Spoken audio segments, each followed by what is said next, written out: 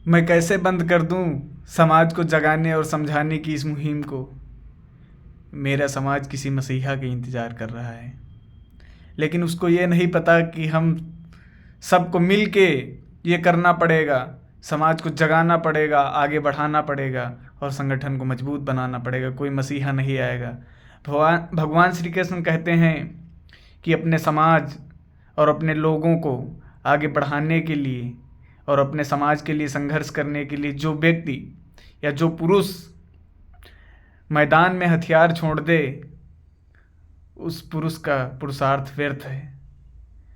साथियों, हम अपने समाज को जगाएंगे और मिलकर अपने समाज को संगठित करेंगे, और जितने भी भाई हैं सब एक दूसरे के सहयोग भाव से रहें और समाज को चेतना और प्रगति की और आगे बढ़ाएं।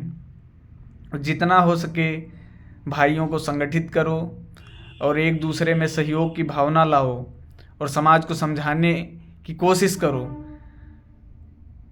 मेरा योगेश भाई और सूरज भाई से हाथ जोड़ के निवेदन है। कुछ भाइयों का कमेंट आया है कि समाज ऐसे संगठित नहीं होगा। मैं उनसे एक बात ये कहना चाहता हूँ कि वक्त बदलेगा, वक्त बदलेगा। दोनों भाई साथ आएंगे और मिल के हम सब समाज को जगाएंगे और प्रगति की ओर ले जाएंगे। साथियों, ये हमारी नैतिक जिम्मेदारी बनती है कि हम अपने समाज के लिए दृढ़ता से और मजबूती से संकल्पबद्ध होके समाज को प्रगति के मार्ग पे ले जाने का प्रयास करें, और जहाँ भी हैं, जिस स्तर पे हैं, उस स्तर से अपने समाज को आगे बढ़ाने का प्रयास करें। साथियों, मैं अपने समाज का एक छोटा सा सिपाही हूँ। मैं अपनी सांस के अंतिम क्षणों तक समाज की प्रगति के लिए, समाज के उत्थान के लिए प्रयास करता रहूँगा। क्या आप तैयार हैं?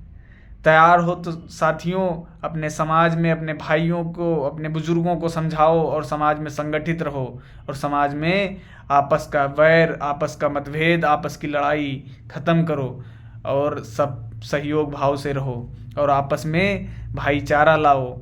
आपस में छोटे छोटे विवादों पे लड़ाई ना करो, आपस में प्रेम भाव लाओ। और साथियों, जितना हो सके अपने से बड़े बुजुर्गों की बात मानो। वो तुमको संगठन और सहयोग की भावना सिखाएंगे। तुम उनकी चेतना और जागृति और अनुभव को साथ में लेके अपने समाज को संगठित करने का प्रयास करो। मैं समाज का नन्हा सिपाही आपसे एक बात ये कहना चाहता हूँ कि समाज के उत्थान के लिए क्या बढ़ाया गया एक एक कदम बहुमूल्य है। ये समय प्रगति का है, चेतना का है। अगर इस दौर में आप पीछे रह गए तो समाज आपका पीछे रह जाएगा।